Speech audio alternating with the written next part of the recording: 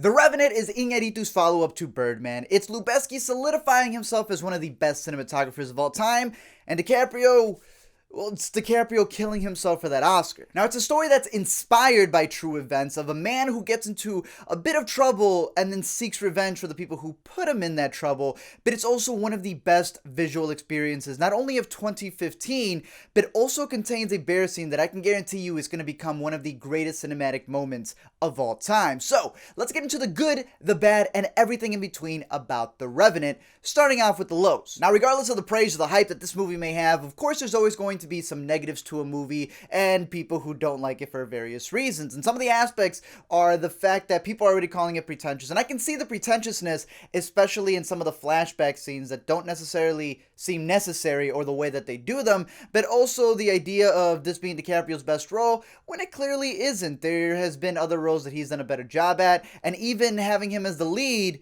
you can argue that, well, Tom Hardy kind of does lead a big chunk of it in the beginning. It's also a very lengthy film, but there are those moments of action that you can say sometimes go so crazy that it almost borderlines being an episode of the Roadrunner cartoon show. All that being said, it is still a great film, and it's not so much because of the performances and where, yeah, DiCaprio does an awesome job. He has very little dialogue and relies more on it being a physically brutal performance, but nonetheless, you have this man who goes out there and he does a heck of a job. You even have the report saying that the dude was eating raw meat and he was sleeping in carcasses because I guess DiCaprio didn't like the catering and the lodging. You have Hardy, who grunts just as much as he does in every other role that he's in, but he also does a really good job at always playing that sort of moral character that can go either way, and you see that especially in a blinking scene that you'll know what I'm talking about once you see this movie. There was even Domhnall Gleeson and Will Poulter, who goes into his wardrobe, pulls out his acting skills, and really shows up to do a great job. Of course, there's then Iñárritu, who's a director who's not going to stop until he gets the exact movie that he wants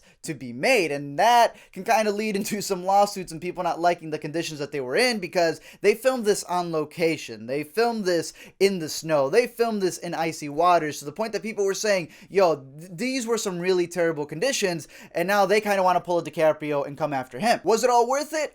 I would say yes, because it all leads up to the best part of the movie, the masterpiece aspect of the film, and that is Lubezki's cinematography. See, Lubezki can take a Motorola Razr and shoot an entire feature film with it. Lubezki can do the cinematography for a Vine and probably get nominated for something. Lubezki can play that egg and spoon relay race, replace the egg with a camera, not only win, but film the whole thing flawlessly. Because Lubezki's able to film things that allow your eyes to experience things that you didn't think that they could. And when you take into account that they filmed on location, without any artificial lighting, everything was natural, and when you take into account the way that all of the actors needed to be blocked perfectly, and he has these tracking shots that follow everything, and there's no shaky cam whatsoever. And then you look at the weather conditions and how he had to film inside of icy waters and go through the snow, and then he has a camera move in places and go through things that you didn't think were possible as he's going through trees, and it's like, the dude is a magician. Hashtag El Chivo the Wizard, because that's exactly what he is. And of course, while there have been many films with amazing production design that shines through the camera, or those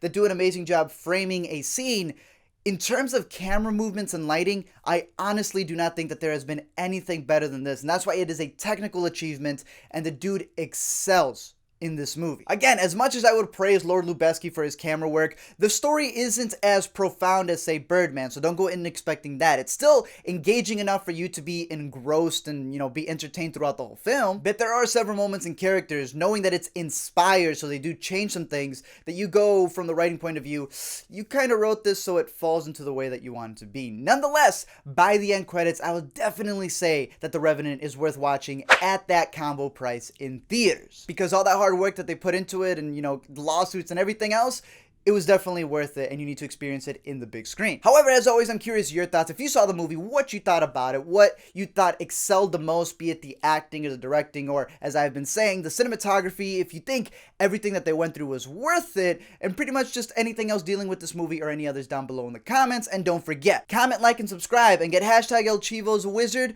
trending. Keep watching movies, and until next time, I'll be seeing you guys later.